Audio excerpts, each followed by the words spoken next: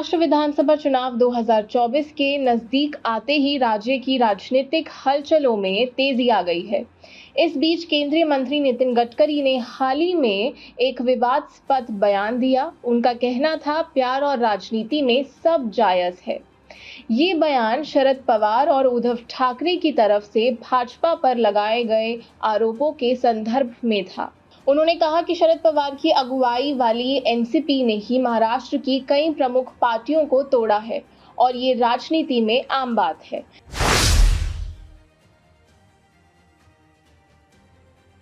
नितिन गडकरी ने अपनी बात को स्पष्ट करते हुए कहा कि शरद पवार के नेतृत्व में एनसीपी ने शिवसेना के गुटों को तोड़ा और छगन भुजबल जैसे नेताओं को पार्टी से बाहर निकाला।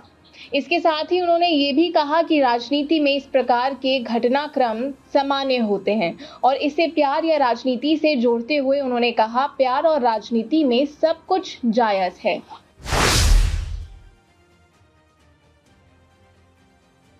गडकरी ने इस मौके पर पूर्व लोकसभा चुनाव में कांग्रेस द्वारा फैलाए गए एक गलत प्रचार का भी जिक्र किया, जिसमें ये दावा किया गया था कि भाजपा अगर सत्ता में आई तो बाबा साहेब अंबेडकर का संविधान बदल देगी। गडकरी ने इस आरोप को नकारते हुए कहा कि ये प्रचार पूरी तरह से झूठा था। उन्होंने स्पष्ट किया कि भाजपा का संविधान से कोई छेड़छाड़ करने का इरादा नहीं है और ना ही वह किसी को संविधान के साथ खिलवाड़ करने देंगे। उनका कहना था कि कांग्रेस ही वह पार्टी है जिसने इंदिरा गांधी के समय संविधान को तोड़ा मरोड़ा था और जनता पार्टी ने इसे रद्द किया।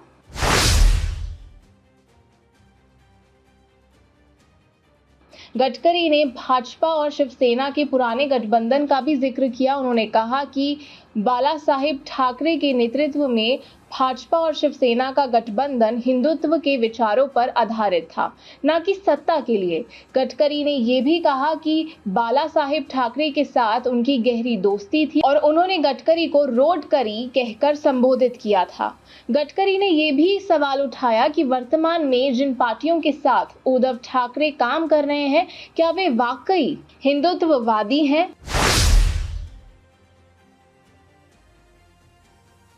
नितिन गडकरी ने राजनीति के दो प्रमुख प्रकारों को बताया, पॉलिटिक्स ऑफ कन्वीनियंस, सुविधा की राजनीति, और पॉलिटिक्स ऑफ कन्विक्शन, विकास की राजनीति। गडकरी ने कहा कि वे विश्वास की राजनीति के पक्षधर हैं और इस प्रकार की राजनीति में कमी आने के कारण ही वर्तमान राजनीति में विचारधारा की कमी महसूस हो रही है। उन्होंने ये भी कहा कि राजनीति में अब कई लोग सिर्फ विधायक और मंत्री बनने के लिए राजनीति कर रहे हैं, जिसके कारण लोकतंत्र को नुकसान हो रहा है।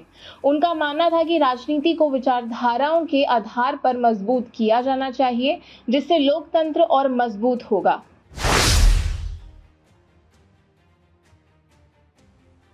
गडकरी ने गठबंधन की राजनीति के बारे में भी अपनी राय दी। उन्होंने कहा कि गठबंधन की राजनीति एक आवश्यकता है, क्योंकि राजनीति में अंतर विरोध और सीमाओं का खेल होता है। इस प्रकार की राजनीति ने महाराष्ट्र की राजनीति को जटिल बना दिया है। गडकरी ने कहा था कि राज्य की राजनीति को जिलेवार और संभागीय दृष्टिकोण से समझना चाहिए, क्योंकि हर क्षेत्र के मुद्दे अलग हैं। उन्होंने ये भी दावा किया कि महायुति गठबंधन निश्चित रूप से चुनाव में सफल होगा।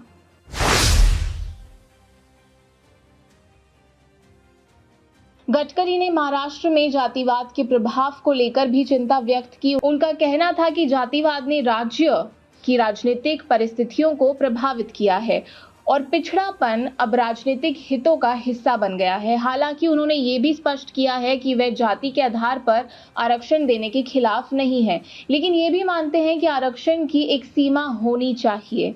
उनका मानना था कि जातिवाद के आधार पर समाज को तोड़ने की कोशिश दुर्भाग्यपूर्ण है। गडकरी ने यह भी कहा कि महाराष्ट्र के नेताओं को मिलकर राज्य को महापुरुषों के विचारों के अनुसार दिशा में आगे बढ़ना चाहिए।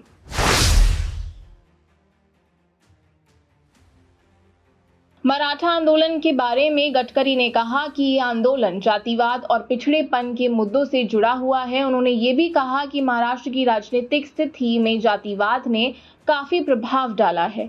हालांकि उनका मानना था कि महाराष्ट्र में जातिवाद के प्रभाव को समाप्त करना चाहिए और यहाँ के नेताओं को राज्य को एक नई दिशा देनी चाहिए जो महापुरुषों के विचारों पर आधारित हो।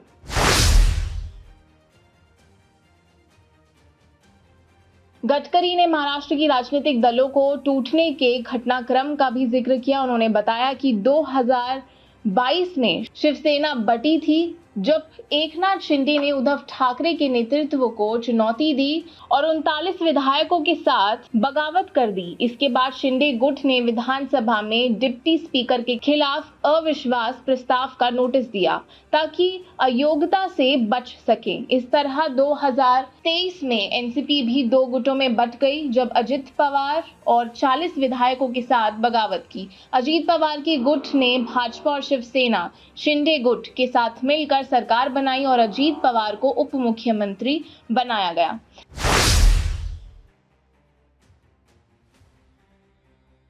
गडकरी ने यह भी बताया कि इस समय महाराष्ट्र में राजनीतिक ध्रुवीकरण की स्थिति है। राज्य में हर क्षेत्र की राजनीति अलग है और इस प्रकार पूरे राज्य की राजनीति को एकनाथ शिंदे नहीं समझा जा सकता।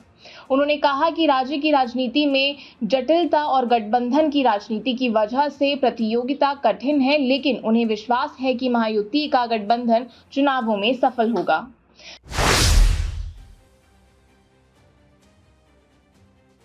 गडकरी का मानना है कि महाराष्ट्र की राजनीति में जो अस्थिरता और विवाद उत्पन्न हुए हैं वह अस्थायी हैं।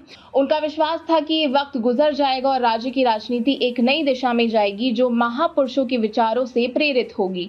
उन्होंने कहा कि महाराष्ट्र की राजनीतिक पहचान उन महापुरुषों के विचारों से जुड़ी हुई है जिन्होंने जातिवाद मुक्त समाज और लोकतंत्र की दिशा में काम किया। दरअसल नितिन गडकरी के बयान और विचारों ने महाराष्ट्र की राजनीतिक परिस्थितियों को और भी पेचीदा बना दिया है। उनकी टिप्पणी ने जहां शरद पवार और उद्धव ठाकरे के आरोपों को जवाब दिया, वहीं राज्य की राजनीतिक दिशाओं और विचारधाराओं पर भी एक नई बहस शुरू कर दी है।